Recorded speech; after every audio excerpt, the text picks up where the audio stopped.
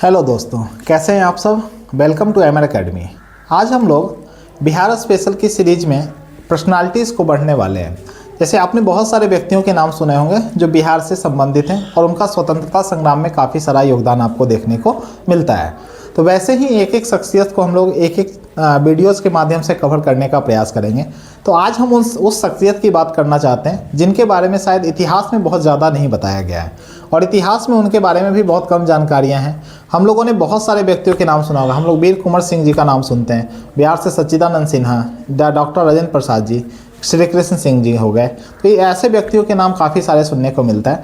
But हमें अगर देखा जाए तो पीर अली जी के बारे में हमें बहुत ज़्यादा सुनने को नहीं मिलता है। तो हम इस वीडियोज़ के माध्यम से बिहार की उन पर्सनालिटियों को कवर करने का प्रयास करेंगे जो बिहार से काफ़ी इम्पोर्टेंट है और उन्होंने भारत के स्वतंत्रता संग्राम में काफ़ी अहम योगदान दिया है। तो आइए हम जिस शख्सियत को आज हम पढ़ने जा रहे हैं उनका नाम है पीर अली खान। तो हम लोग देखते हैं कि पीर अली खान जी के बारे में हमें कौन कौन सी जानकारी है और ख़ासकर बिहार के एग्ज़ाम्स के हिसाब से आपके लिए कौन कौन से क्वेश्चंस इंपॉर्टेंट हो सकते हैं, उन सभी बातों को हम समझने का प्रयास करेंगे। तो देखिए, ये जो आप तस्वीर देख पा रहे होंगे, ये किनकी तस्वीर है? ये पीर अली जी की तस्वीर है। और पीर अली जी का नाम आपने सुना होगा कि पटना 1857 की क्रांति के दौरान पटना में ये पुस्तक विक्रेता के रूप में कार्य करते थे। तो उनकी जर्नी को हम थोड़ा बहुत समझने का प्रयास करेंगे। तो देखिए, अगर आप ये जगह देख पा रहे हो तो ये जगह है आपका उत्तर प्रदेश। तो उत्तर प्रदेश में एक जगह होता है जिसे हम लोग बोलते हैं आजमगढ़। आजमगढ़, और आजमगढ़ में ही किनका जन्म हुआ था? पीर अली जी का जन्म हुआ था। और अगर आपसे गांव भी पूछा जाएगा तो आजमगढ़ में गांव आप बता सकते हो कि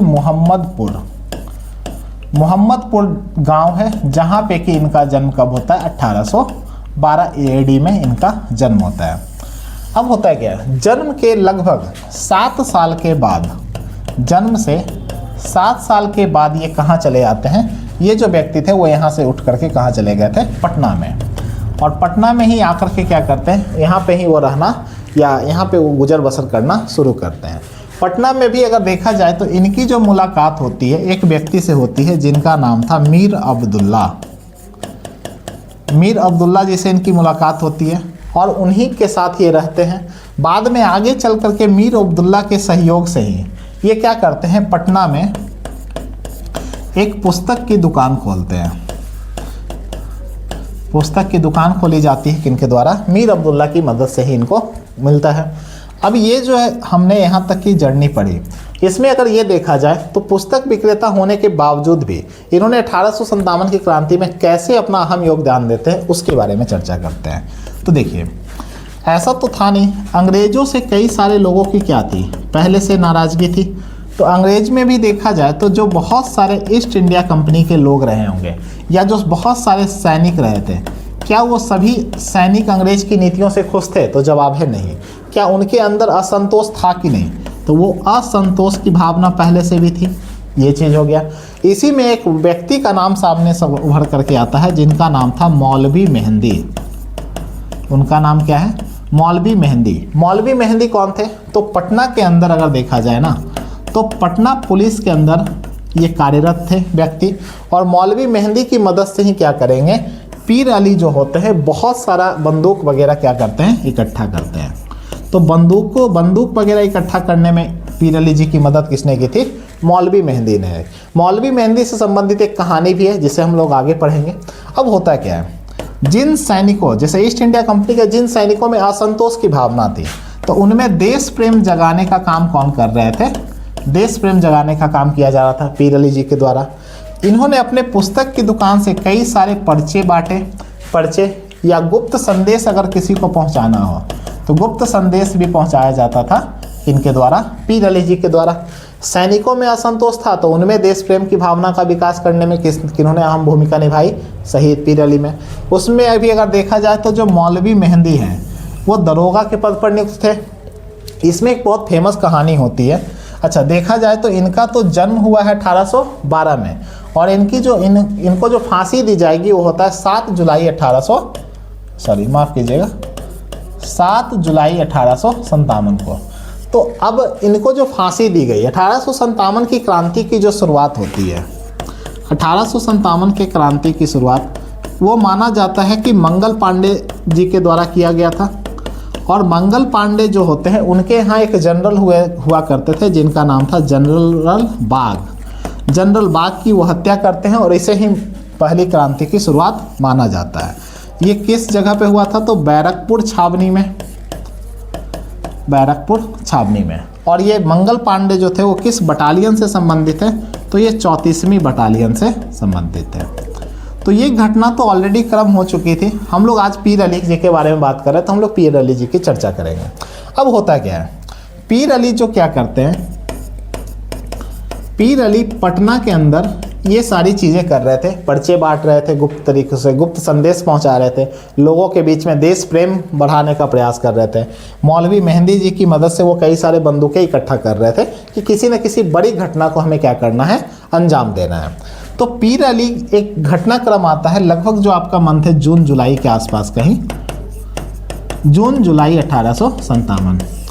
ये अपने कुछ सहयोगियों के साथ अपने पुस्तक की दुकान में बैठे हुए थे, मान लेते हैं इनकी पुस्तक की दुकान थी, तो अपने कुछ सहयोगियों के साथ क्या है, ये बैठे हुए हैं, मीटिंग कर रहे थे।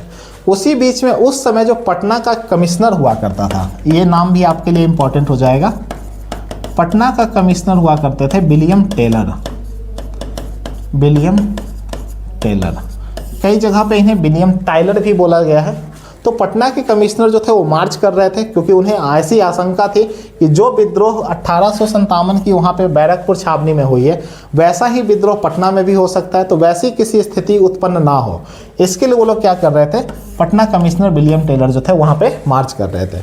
अब यहाँ पे क्या हो रहा है, अपनी पुस्तक की दुकान में पीर अली जी क्या कर रहे हैं, अपने सहयोगियों के साथ उसकी मीटिंग कर रहे हैं। और इस मीटिंग के अंदर जो है ना, मौलवी मेहंदी साहब भी मौजूद थे। मौलवी मेहंदी, तो जब टाइलर ने देखा ना, जब विलियम टेलर ने देखा कि एक दुकान है उसके अंदर लाइट जल रही है, प्रकाश जल रहा है, तो वो अपने साथियों को बोलता है कि जाकर के यहाँ क्या करो, जांच करो। तो उस समय मौलवी मेहंदी जो थे वो तो ऑलरेडी पुलिस महकमे से ही संबंधित थे, तो मौलवी मेहंदी बाहर निकलते हैं और क्या करते हैं, पीर अली और उनके सहयोगियों को वो बचा लेते हैं। उन्होंने क्या बोला था विलियम टेलर के उनके साथियों को कि हम यहाँ पे क्या कर रहे हैं, हम लोग ऑलरेडी यहाँ पे क्या कर रहे हैं, पेट्रोलिंग करने आए और यहाँ पे सारी चीज़ें अच्छे तरीके से, यहाँ पे सारी कोई परेशानी की बात नहीं है। तो इसके बाद क्या होता है, विलियम टेलर तो वहाँ से चले जाते हैं। लेकिन अब इसके बाद एक घटनाक्रम होता है, अगर आप देखोगे 3 जुलाई 1857, डेट चाहो तो आप याद रख सकते हो, बट आपके एग्जाम्स के पॉइंट्स ऑफ व्यू से ये ज़्यादा इंपॉर्टेंट नहीं होगा। 3 जुलाई 1857 को पीर अली जी के घर पे बहुत सारे जो इनके समर्थक थे वो इकट्ठा होते हैं। और समर्थक इकट्ठा हुए थे तो इसमें इनको अंग्रेज़ों के विरुद्ध क्या करना था, कुछ आंदोलन करना था। और उसमें भी अगर आप देखोगे तो एक व्यक्ति का नाम आता है डॉक्टर लॉयल। डॉक्टर लॉयल कौन था, तो वो अफीम विक्रेता था। ये पटना में क्या करता था, अफीम विक्रेता था और अफीम वगैरह का व्यापार करना ही इसका काम था।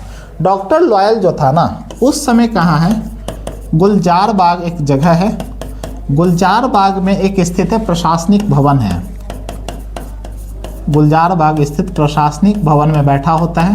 अच्छा, पूरा पटना का जो प्रशासन होता था वो इसी जगह से कंट्रोल किया जाता था उस वक्त के हिसाब से। और डॉक्टर लॉयल भी कहाँ पर है, यहीं पर है।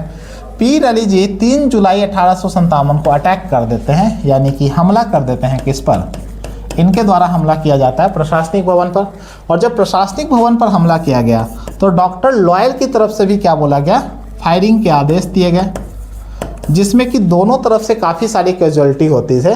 और काफ़ी सारी कैजुअलिटीज़ होने के बाद होता क्या है, फाइनली डॉक्टर लॉयल जो होते हैं इसमें क्या होते हैं, मारा जाता है।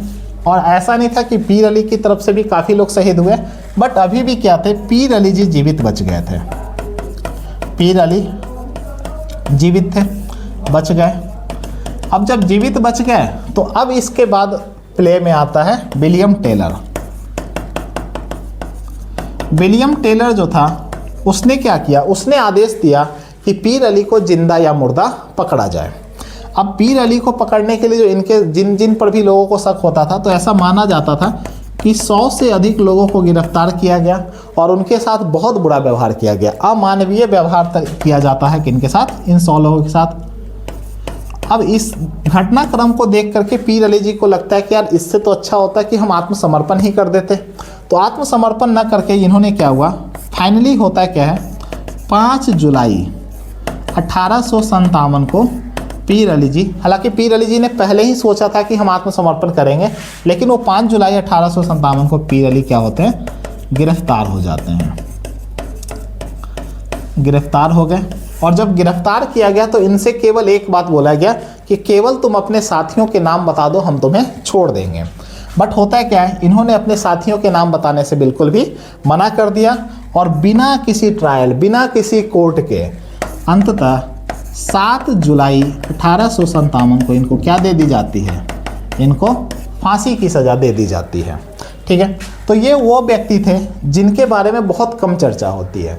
अच्छा, यहाँ पर आप देख पा रहे होंगे शहीद पीर अली खान पार्क, बिहार की सरकार ने सन 2008 ईस्वी में इनके नाम पर एक पार्क बनाया है। उसके अलावा अगर आप देखोगे तो जो पटना एयरपोर्ट है, एयरपोर्ट के रोड का जो नाम होगा ना, वो भी किनके नाम पे रखा गया है, एक रोड का नाम रखा गया है शहीद पीर अली जी के नाम पे रखा गया है। तो ये दो चीज़ें हैं जो अभी बिहार की सरकार ने, नीतीश कुमार जी ने इनके नाम पे रखा है। अब लास्ट पॉइंट पे आते हैं। तो लास्ट पॉइंट में ये था कि जब पीर अली जी को मारा जा रहा था, यानी कि जब उनको फांसी की सज़ा दी जा रही थी, तो उन्होंने अंतिम अपने जो वचन बोले थे वो इस प्रकार थे, तुम हमें फांसी पर लटका सकते हो लेकिन हमारे आदर्श की हत्या नहीं कर सकते।